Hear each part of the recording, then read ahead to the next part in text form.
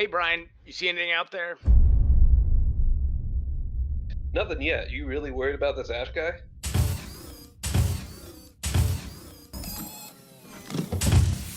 Trust me, Bryan, you don't want to run into Ash Barker from Guerrilla Miniature Games, the creator of Gamma Wolves, out here in the Wastelands, even if it is on episode 96 of the On the Table Gaming podcast. Bryan? Bryan, you still there? Surprise, podcast. I guess you're going to leave it all on the table. Uh-oh. I'm still okay. Can we just do a regular podcast? So for those of you tuning in for the first time, I'm Chase from On the Table Gaming, and my co-pilot for this episode is Bryan the Builder, and we're talking with Ash Barker of Guerrilla Miniature Games, game designer and content creator. And we're really excited to be talking today about the upcoming release of your new game system, Gamma Wolf. So Ash, thanks so much for coming on the podcast.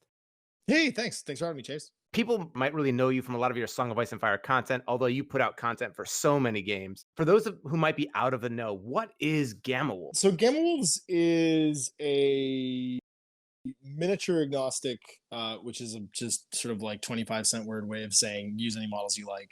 Miniature game that's coming out November 26th from Osprey, the big British indie game library publisher, that I wrote in 2018 after I had a bunch of conversations with my game designer buddies at Adepticon about what makes miniature games sort of, I don't know, what makes a miniature game successful, or makes it not just successful, but like makes it sort of like have, I don't know, like a mass appeal or like a draw.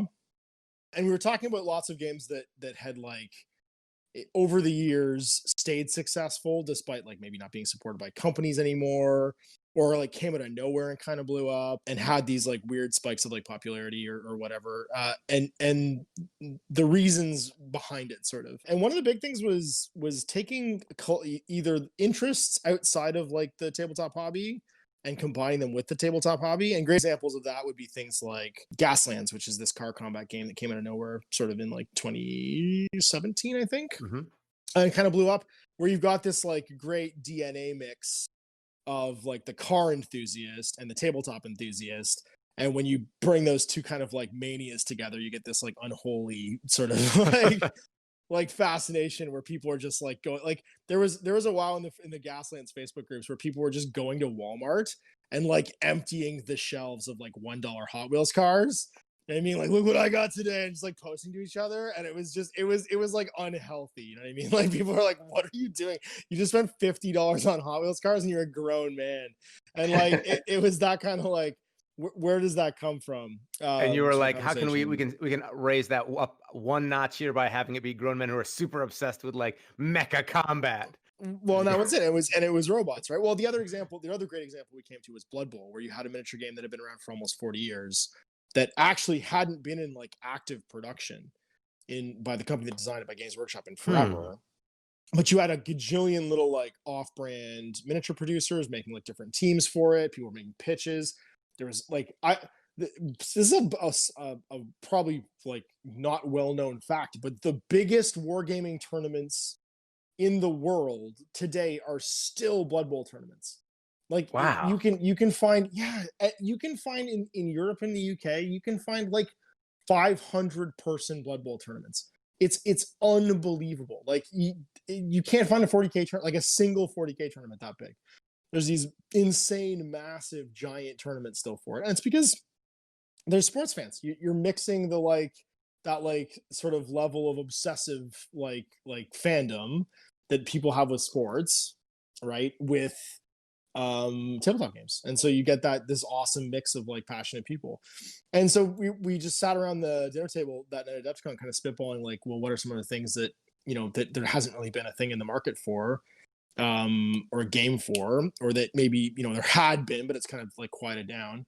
And we came up with like the robot stuff, the Gunpla enthusiasts, and the mecha games, where there's tons of mecha games. Like, I shouldn't say that there aren't like mecha games in the market, because there are, and like some of them are some of the most sort of like classically famous games probably in the history of wargaming. So things like BattleTech, you know, like are names that everybody who's in miniature wargaming probably recognize still. But they weren't use any models you want, really. They were usually tied to like their own model line, and they were fairly like sort of prescriptive in like how you played them. And so we started looking at all these awesome other modeling hobbies, and one of the biggest ones is like the gunpla hobby, right? Making mecha like kits, and they're these gorgeous model kits, but for the most part, they just sit on a shelf when you're done.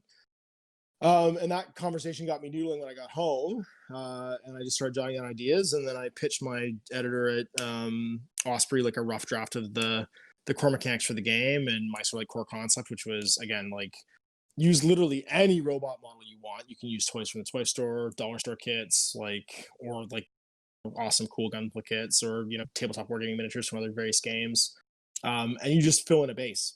And they liked the idea, so I got a deadline and started writing to it, and yeah, it comes out this fall. The game itself is basically coming out of that idea of me sitting around being like, I wonder what other toy soldiers are sitting on a shelf that no one's playing games with that I could write a game for, which is usually how I end up writing games.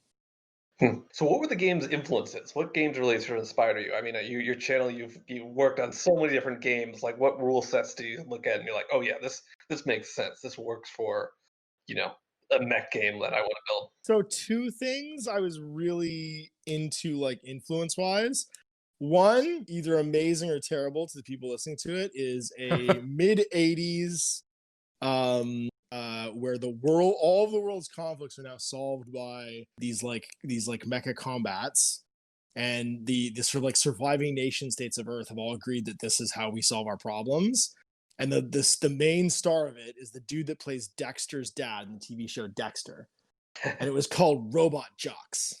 And it was I remember that. You either consider it to be an amazing movie or a terrible movie, considering like when it was made. But that core concept of like, there's only a few nations left on Earth, and they basically solve their problems through like fighting with giant robots, was sort of like the in my head like MacGuffin for well, how do you make a game where people can do whatever they want and use whatever models they want, and that still makes sense kind of like in the game universe. And so the easiest way to do that is just have all of these combat suits be like scavenged. And the second thing was, I really wasn't interested in making a combined arms game, because you go like, that one takes as soon as you're playing with infantry and robots and tanks, it just kind of like, it takes the shine off of the thing you're trying to have be the feature of the game. And I didn't want to do that. And a bunch of people have already asked, like, well, when are you going to put infantry in? When are you going to put planes in it? And I'm like, nope, it's just robots. And here's the reason why it's just robots. I wanted there to be like an environmental reason as to why it was just these things. And it's that the world is not just ended, but like ended a long time ago. And so the like the entire surface of the planet is, even the seas are basically crusted over with like calcified sort of like mineral deposits, and like you can walk basically from end to end of the earth now, and you have to drill to get water, and like like the earth is messed up. You cannot survive outside of some type of protective environment, and so everyone's living in these like either underground or like sealed arcologies basically. And the robot suits are versatile because there's no roads, there's no infrastructure, like everything's gone. There's massive storms that just wipe away everything as soon as you're out in the wastes.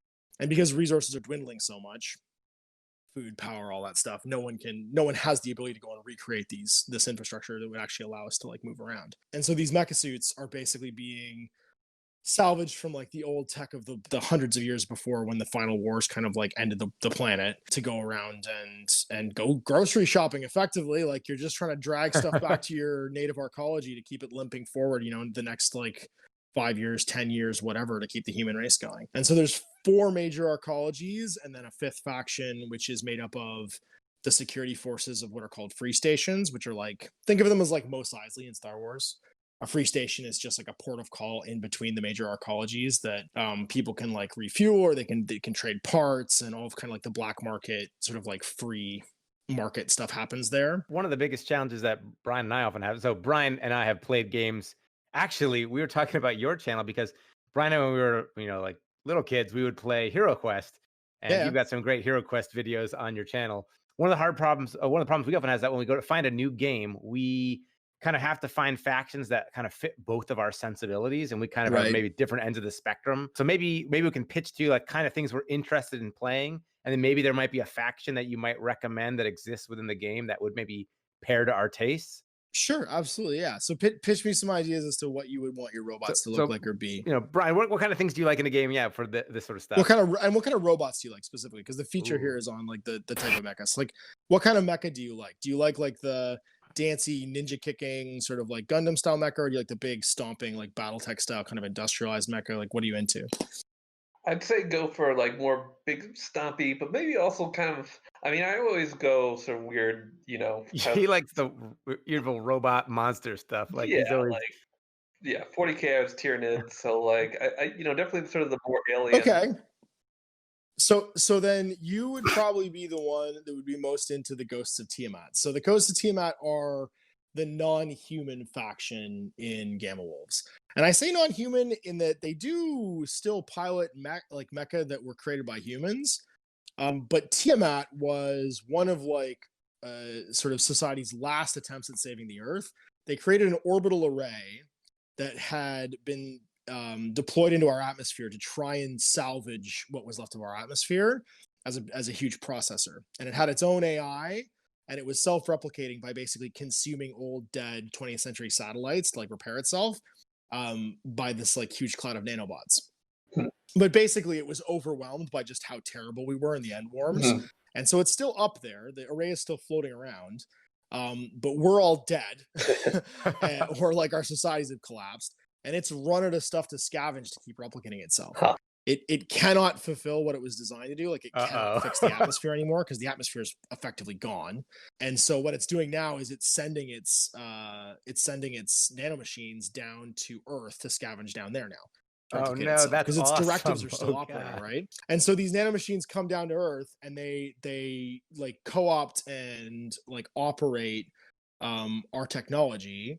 And so you've got what are basically these like ghosts in a machine. So you have these like pilotless mechs and pilotless vehicles sort of crawling around doing all the same scavenging the humans are doing, but they don't have any of the human problems. Like they don't care if their casings get cracked open in combat because there's nobody in there, right? They just take damage until they explode basically. And the offset for that is that like they don't have the same motives we do. So they don't really trade, they can't visit free stations, their pilots never get skills, their pilots never become like legendary, but they're this kind of always efficient, never like they basically fight until the last like arm is blown off their Mac dudes. Yeah, sounds definitely up my alley. Well, you're usually the hard one to fit in here. So I prefer to play like the kind of underdog average Joes who have to like get by or like, have to sacrifice for the greater good. I played Free Folk and I like Swarm, and it's like we're not great, but like we're gonna get by through like human hardiness and like endurance. So you have kind of two choices there, and they're kind of polar opposites. So there's North Star and there's Bolshev, and they're both very different. So North Star is the remnants of the North American Alliance, which is us. Which is us. They're holed up in an arcology. But they kind of espouse to still be like all about sort of like equality and freedom and stuff, but really they're just kind of a slave state where there is no, that's like you have like mandatory military service and there is no real like equality. There's a ruling class of like the sort of like military leaders that are controlling the arcology, and you have access, like, so basically everyone has access to frames of any given shape or size. They have preferences and stuff, but really sets a different arcology apart is their training level of their pilots. You get a lot of burnout in the pilots in North Star because they get sent on suicide missions, they get sent to try and like accomplish things that so are it's kind of like to be capitalism vital. gone amok. Is that what a little bit, yeah. Okay. And so you have you're forced to take a lot of rookie pilots because the churn is really high in their military, and you're only allowed to have a single trained or veteran pilot for every rookie pilot in your crew when you start off. And they also have their veteran pilots are, think of like all of the veteran pilots as being Lieutenant Barnes from Platoon. Like they're just all him. And none of them are Willem Dafoe. And so, sadness. All right. So their special rule is that more meat for the grinder. the veteran pilots, if there's a closer rookie pilot to them, whenever they're taking fire, can shrug hits onto the rookie pilots basically because they just don't care about them. They just realize there'll be another one to take their place, and they just kind of like shove them forward into the line of fire. And then the flip side of that is Bolshev, and Bolshev is basically the Eastern Bloc of Europe's survivors who, a little kind of Metro 33, are living in like a giant underground war that extends from Paris all the way to Minsk. Oh, wow, okay. It's been like dug out basically, and they are more of a collectivist like society. So military service isn't mandatory; it's all volunteer, and they tend to have more trained pilots than anybody else because they actually have like a decent training program. The problem is that they're very reliant on like heavy mechs. Most of what they're co-opting into service for their Gamma Wolf crews are like old industrial mechs that have been retrofit.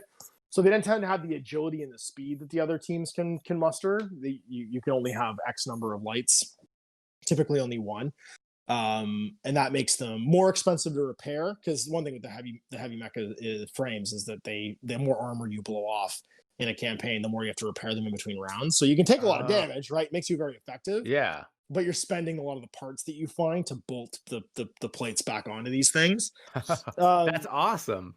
Well, and also you're also finding old tech and stuff during your missions. And a lot of the old tech is just totally useless to a Gamma Wolf team. It's just called civilian old tech, and it's a catch-all term for, the people back at the arcology are going to be interested in this, but it doesn't really have any value to us. So like think of it as like you find like a ruined hospital and there's a ton of like EKG equipment or like like something like spectrometer that you can haul back.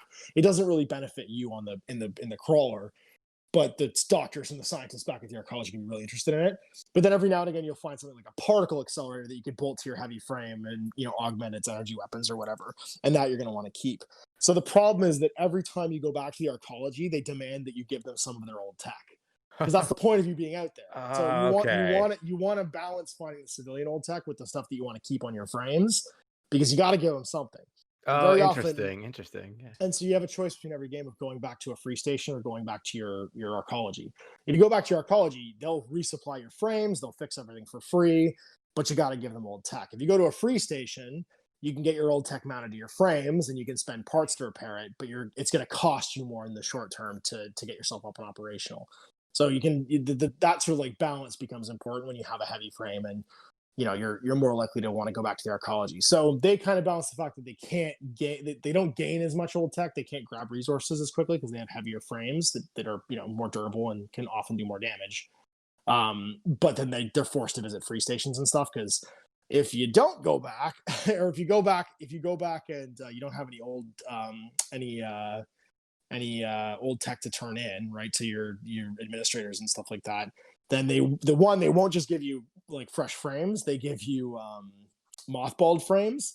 And so they give you like a new frame, but it's got half of its systems like already damaged, because it's just like it's some junker they have.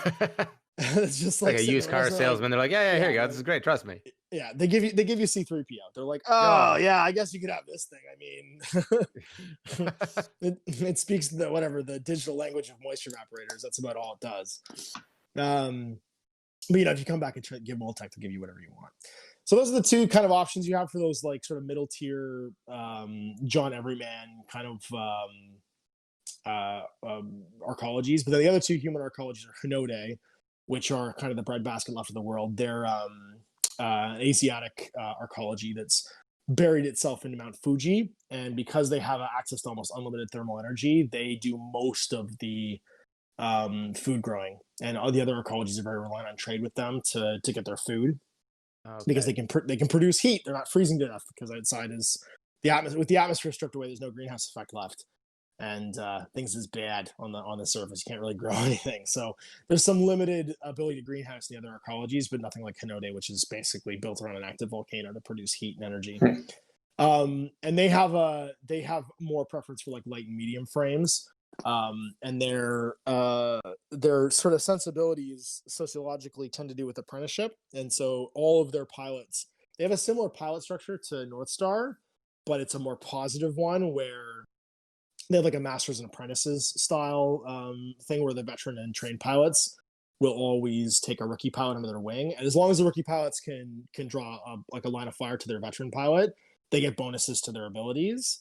But if the veteran pilot goes down and they can't see them anymore, then they lose that bonus. Oh, okay. So they're reliant on it. So they kind of punch above their weight, even though they're firing with lighter frames and lighter technology. They kind of coordinate, and they can fight at a higher sort of like skill level than the other pilots of their same training level. But a cunning opponent can kind of try to like take advantage of that and like kind of take out the veterans then. You got it. If you take out the veterans, or even if you just use things like creating obstructions to line of sight between the two frames where they can't communicate with each other, because there are abilities in the game that can allow you to do that, smoke blind garages and stuff like that, or just actively creating sensor decoys and stuff, or even just spinning the frame around so it can't see it anymore. You'll be able to kind of disrupt that bonus. And the last one is the Berg, and the Berg is the remnants of like a scientific coalition based in South Africa that had been using experimental like genetic research to try and create a human species that could live on this new Earth. So they're like Captain Americas. They're just like super serum people. More like Roy Batty or the replicants from Blade Runner, where okay, where that whole idea was really good in theory until the scientists decided that maybe it would just be easier to clone people that could just serve them and then make themselves immortal. And so you never, it's very hard to get veteran pilots from the Berg because they only have a 15-year lifespan. And they burn bright and hot, but they're a lot like the pilots from the Ghost of Tiamat, the nanomachines infesting robots, and they don't take damage from the atmosphere. So if your hull gets cracked and the atmosphere starts leaking into your frame, you don't take the damage that the normal humans do, because you're immune to it. You don't care about the soup. You don't care about the gross gaseous soup that's outside. And so your pilot mix is a little bit different, and you like all kinds of different frames. But you're gonna have a point at which you go to carousel and the stone in your hand glows red, and you're no longer able to be alive anymore. So they're a kind of interesting sociological experiment.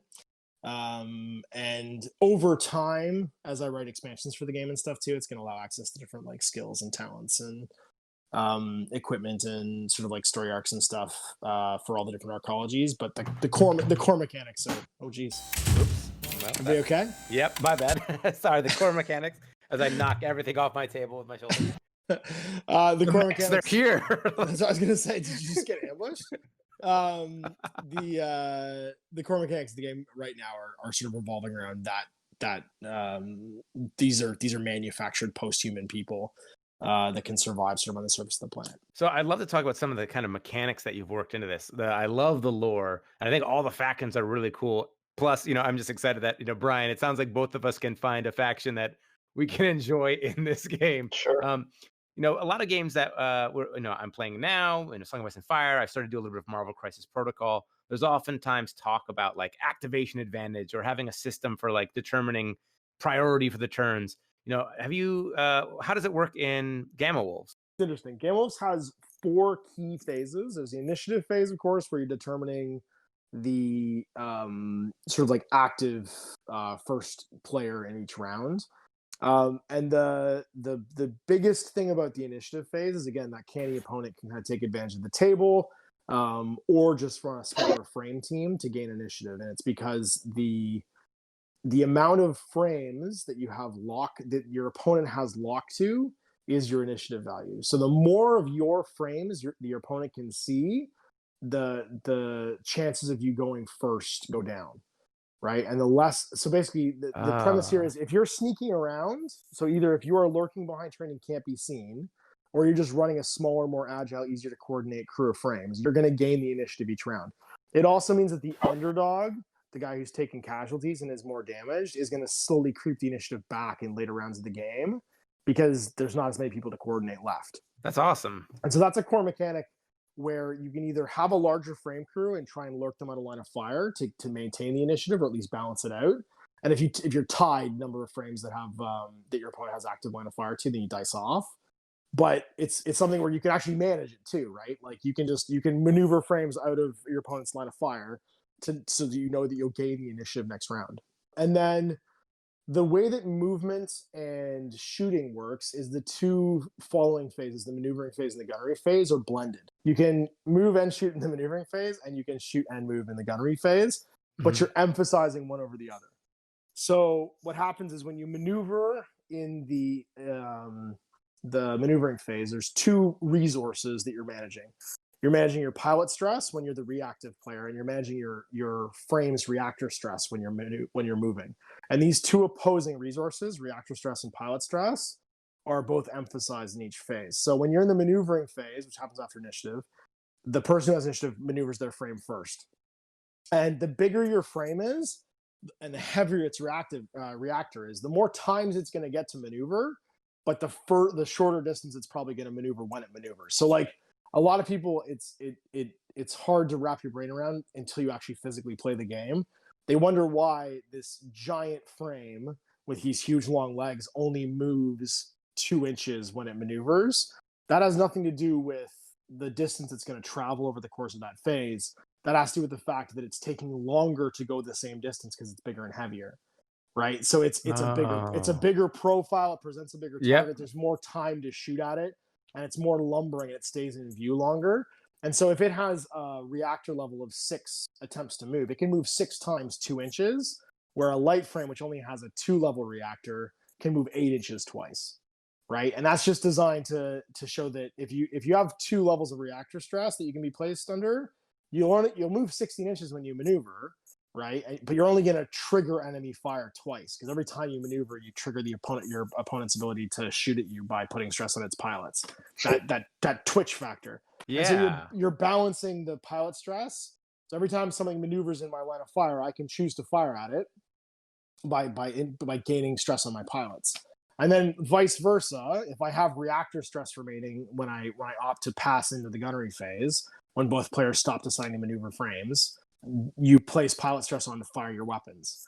And so you never fire your weapons at full effect in the maneuver phase, but you can put fire on people as they creep towards you, or even shoot them as they get away, at a sort of like a reduced effect. And then vice versa, the same thing. When you evade, if you still have reactor level left on you, and someone decides to shoot you, you can evade and you'll move in the gunnery phase. Right. So you have to decide how much do I want to move in this phase? How much do I want to move in that phase? So in the maneuvering phase, your gunnery level is reduced, but you move farther. And in the gunnery phase, your maneuvering is reduced, but you shoot at full effect. And you are going back and forth with your opponent, activating frames and trying to balance these two resources going into an engagement. And then finally, you have the war clock, which is the sort of like resource counter that everyone's running under, and every scenario has a different war clock. They tend to range around 40 to 50. So each player individually running their war clock. And the war clock is, how long can we fight until we don't have the fuel left to get back to our crawler and we all die? And you can really mess up. And that's it. Well, so as soon as your war clock expires, your team bugs out. Because no matter how much you're paying these guys, they're going back to the crawler when they get to bingo fuel, because they don't want to die. They don't want to choke to death out there in the sea destruction. And your war clock reduces by the amount of reactor stress you have on your collective frames at the end of a round. Okay. So during the cooldown phase, which happens after the maneuvering the gunnery phase, everybody cools down, and they all make a technical test to see how much heat they can shed out of the reactors and how online their frames can be after whatever exertion it's just had. And then every point of reactor stress you reduce by reduces your war clock, because that's you running out of fuel reserves, right? And so, again, heavier frames, you could run as many heavy frames potentially as you want, but their heavier reactors reduce the amount of time you can stay on the table and fulfill your mission and find tech and fight your opponent and stuff like that. And both players are running under their war clock. So managing your war clock is a big deal, because you're trying to finish the mission while still having enough fuel to get back. And if one war clock expires before the other, whatever's left on the table belongs to people that still have frames, and the other guys bug out, and they can potentially drop what they're carrying even in their haste to leave. So that's kind of the core mechanics of the game. And it's this.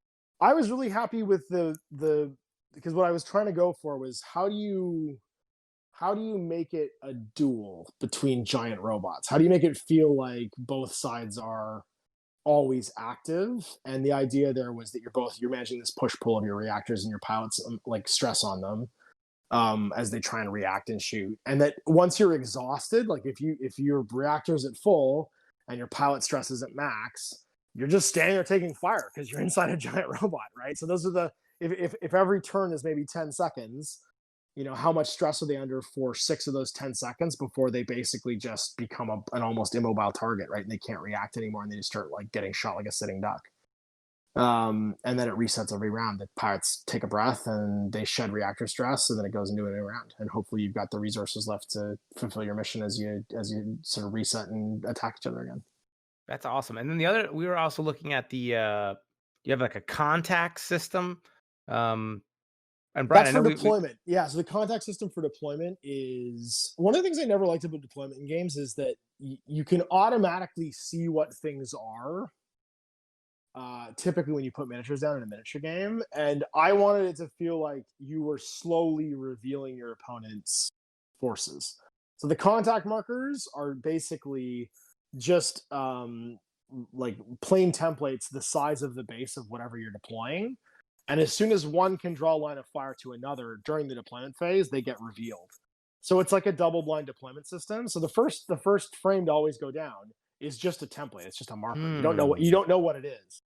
And then as I counter deploy you, I can choose to say the line of fire or deploy something that can see that thing to try and determine what it is. And so you can start the game with a few things that still haven't been revealed, and you don't know what they're armored with. You'll know how big they are. You'll know what the base size is because your sensors can tell there's something big moving over there. There's something small moving over there. But they don't know exactly what it is until you gain lock on it. So until you can draw any kind of even obscured line of fire to the contact, it doesn't get revealed on the table, and you don't have to tell your opponent what it is. And so there's that. It's a deploy counter deploy mechanic, and it's pretty simple because you literally we just made those through Death Ray Designs, just printed me some clear templates that are in the standard base sizes, and you just put them down back and forth. And you might reveal your frames during deployment, you might not, depending on where you put them. And as they move around, unless they take some type of offensive action like fire an indirect fire weapon, you don't have to reveal them to your opponent. The contacts just kind of move. What do you think of that, Bryan? Because I know you've always enjoyed that sort of element. Yeah, definitely. I think that to add another aspect to the games, like usually you don't see that too often in miniature games, as you're saying.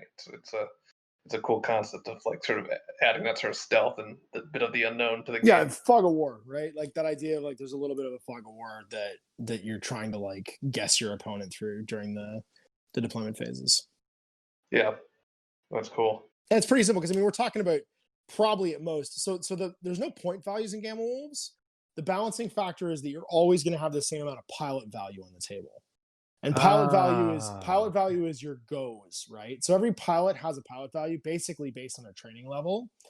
And that's tied directly to the amount of pilot stress they can take, which is actions in the game, right? So if you have it, and then I didn't really need to assign point values to the frames themselves, because the more heavy frames you take, the more you affect your war clock. So if you decide you don't take nothing but heavy frames, I mean, if your arcology lets you do that, because you could like in Bolshev, you're potentially deciding like, okay, I'm just gonna have my war clock go down by 18 points a turn, and I'll be bugged out by like the end of round 2.5. You know what I mean? Or I don't even move.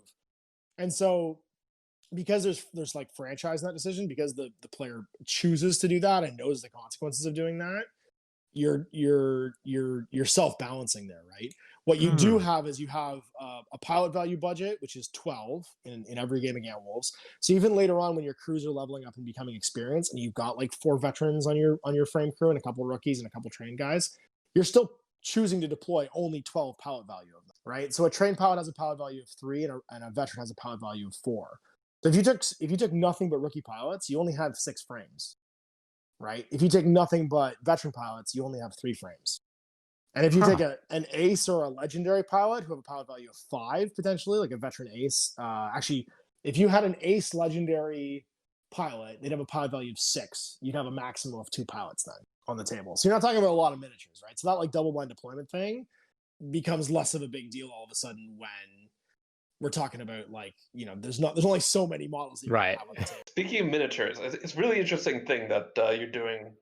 Have basically sort of letting them provide the miniatures, leaving it open for them to sort of, come with a miniature that sort of fits what they want for their armies, whatever they want. Here's a base, fill it up with whatever you want. Exactly, and that's a really cool concept. It's interesting too. It seems like it's I mean, most other war games, you kind of having your own miniatures gives the game sort of an immediate identity, right? You sort of these are your Warhammer miniatures, or these are your War Machine miniatures, or I've worked long enough in the miniature wargaming industry to know that I never want to produce miniatures. that is an absolute nightmare of keeping track of things. And the problem with producing miniatures is, as soon as you make miniatures, you inherently are discouraged from writing interesting rules. Interesting. Okay. So this is, we've talked about this before, Chase. Actually, when we talk about IP based games, where there's we talked about this with Star Wars, right, where it's like, we loved X-wing. X-wing is great, but how many colors of X-wing can you sell? Right. You know what I mean? Like, how many colors of TIE fighter are there eventually going to be? Like, you run out of sandbox eventually, and you hit the edges, and you can't start creating your own things because it doesn't belong to you. And that happens as soon as you make miniatures. Right? You've inherently created, oh, this is the correct way to play, Johnny, and so you have to write to that as well, because you're disincentive. Like, there's no incentive for you to write rules for things you don't make miniatures for, because you want to sell those miniatures. And that is a thing that the sort of like indie game community has 180'd on and gone like, well, no, like our customers are smart, and the people who are into this kind of game anyway, they don't want to be told what miniature to play with. Because even if I made a line of miniatures, they'd go off and make their own anyway.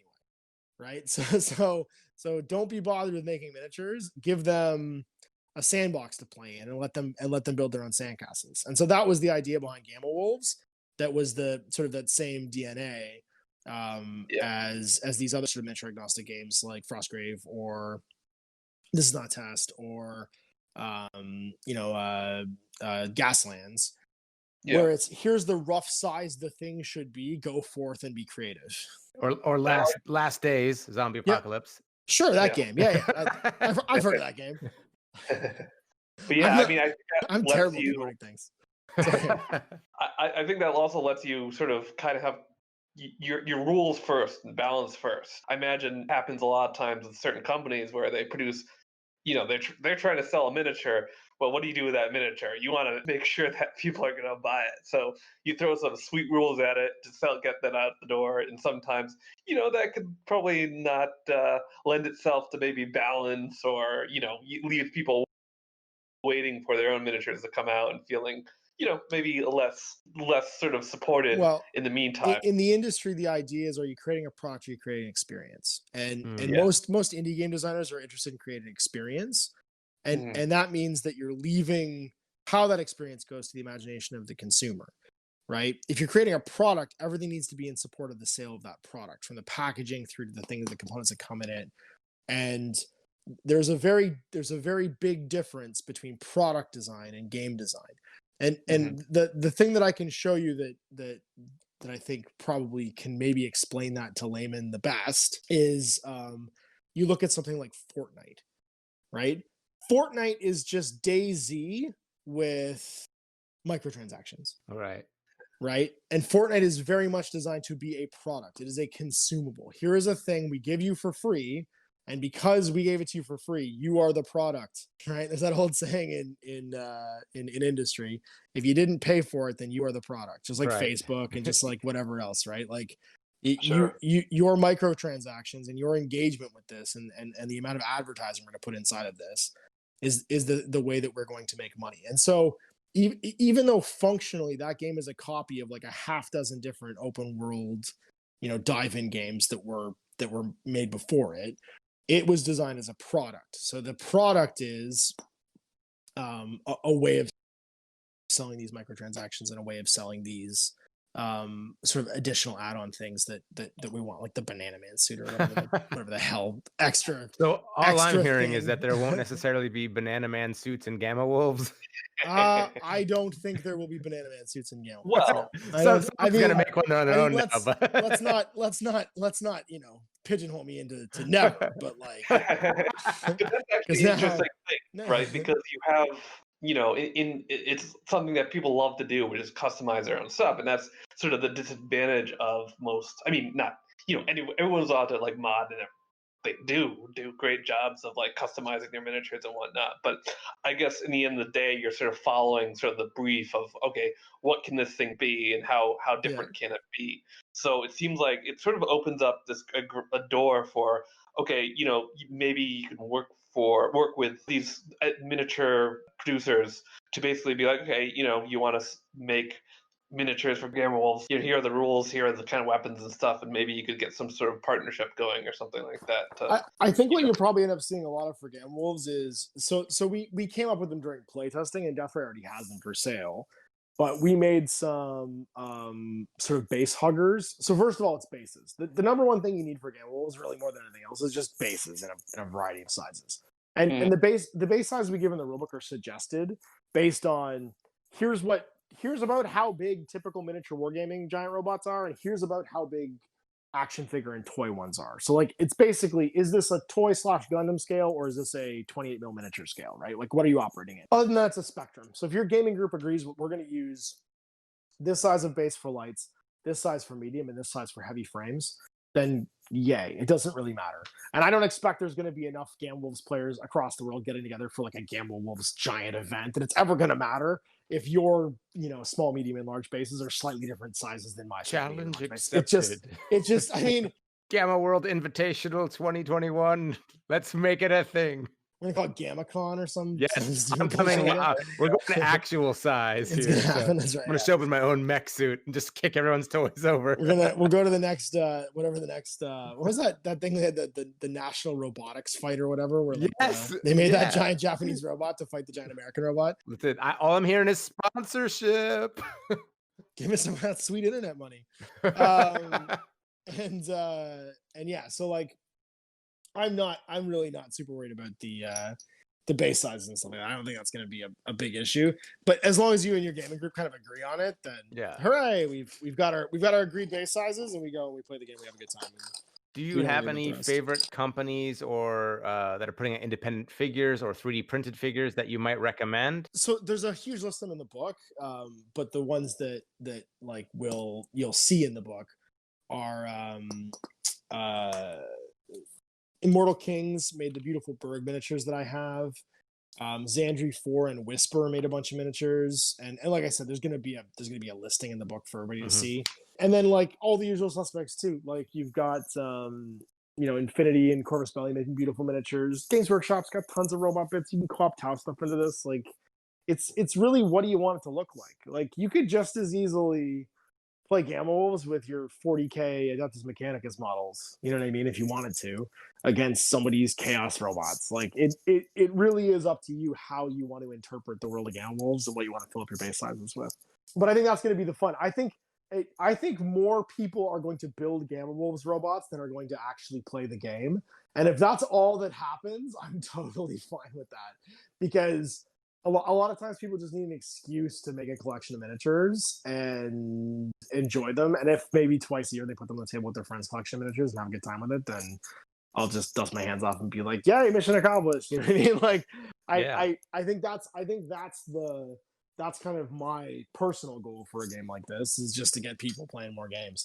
And building more toy soldiers and just taking that satisfaction from building the toy soldiers they're building. So I know, all sorts of people listen to the podcast, but a lot of them play A Song of Ice and Fire, the miniatures game. Why might Gamma Wolves be a great game to pick up if you're playing A Song of Ice and Fire, the miniatures game, and you're kind of looking for another game to play? What's kind of the strength of Gamma Wolves?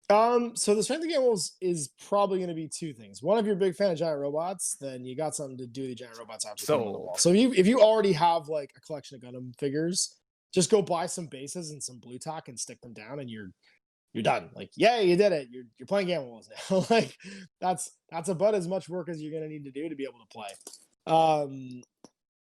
And then I would say that if you're playing A Song of Ice and Fire, and this is your kind of game, A Song of Ice and Fire very much has that same alternating activation, sort of like psychology to it, where you are trying to not just think about where your opponent's going to be, you know what I mean, at the next activation, but like, I'm going to do these 3 things, and at the same time, he has the ability to do 5 other things. What's the worst one that could happen to me?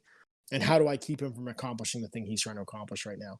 That's pretty much where Gamma Wolf's DNA kind of heads to, and says, I'm never out of this game turn, right? Like I can't sleep on anything because there's never a time where I'm not the one that's got to go next and make another decision that's going to affect the outcome of this game.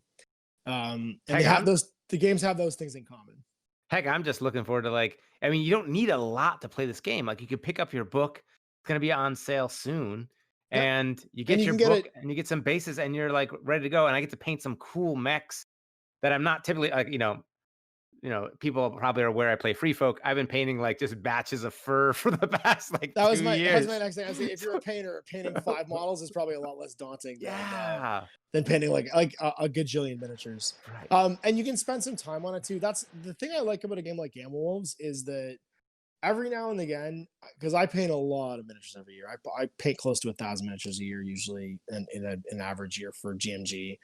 I really do like to just take a week and slow down and just kind of like savor building and painting something. Mm-hmm.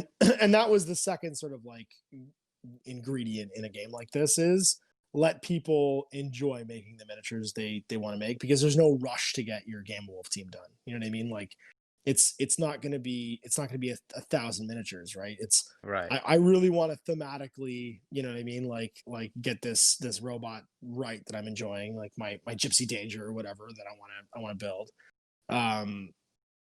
And so I'm gonna spend a little bit extra time painting it and like weathering it, maybe trying some paint techniques I've done before, like airbrushing or battle damage or weathering compounds or whatever. Like it's that kind of game where I think you're gonna see some, knowing the internet the way I do and having seen even just the stuff that like the folks that were helping me play test it and who've been around in the Gamma Wolves group for a while have done, like the amount of talent and time people put into this so far, when it was just an idea and it wasn't even a game yet, it's been pretty astonishing. I'm pretty pumped to see what people who actually have like a rulebook in their hands come up with. And if you're listening, head on over to the Facebook page. It's a Facebook group. It's Gamma Wolves O.FB.G official Facebook group. Yep, yeah. And people are already posting some amazing things in there. And it's cool seeing people like smaller miniatures, but also like 28mm, but also people putting their like full-size Gundams that they're like repainting to look better than like store-bought, like or converting. There's a lot of kit bashes in there. I think what's really cool is too, if you're lost as to like ideas as to where to get miniatures, they're like daily someone's like, I found this on Amazon. It's some like just obscure like mecha company that has made like some really cool miniatures. And it's usually too like people are finding like really kind of affordable stuff, like the 30-minute mission stuff's there, and some of the Iron-Blooded Orphans, and a lot of like the sort of like more classic Gunpla stuff. But there's a lot of just like kind of off-brand mecha kits too, that you can find on Amazon that are like I'm blown away by, where I'm like, how is this like the off-brand stuff? what is happening here? These are crazy, and they're super cool. So I think if you're looking at it from the point of view of like, I've never really made like one of these kits before, I'm not sure where to start, that's a great like resource just to join in and even just do a big long scroll down to the bottom of posts and see what people are posting up, because there's tons of like inspiration in there just even where to source things. And so where can people get Gamma Wolves? When does it release? So it's November 26th is the official release date. And you can, because it's Osprey, it means you can really buy it anywhere. Like you can get it on Amazon, you can get it on Barnes & Noble. In Canada, you can get a Chapters Indigo. You can get it at your local game store if they carry Osprey products. So if you've seen a Frostgrave book in your local game store, then that means they have access to all the Osprey stuff, and you can go and ask them there to get it. And other than that, you can go directly to, like, if you want to get the ebook, there's usually a physical and ebook bundle on the actual Osprey website, which you can get just by going to Osprey Publishing's main page, and there should be a link to Osprey Games.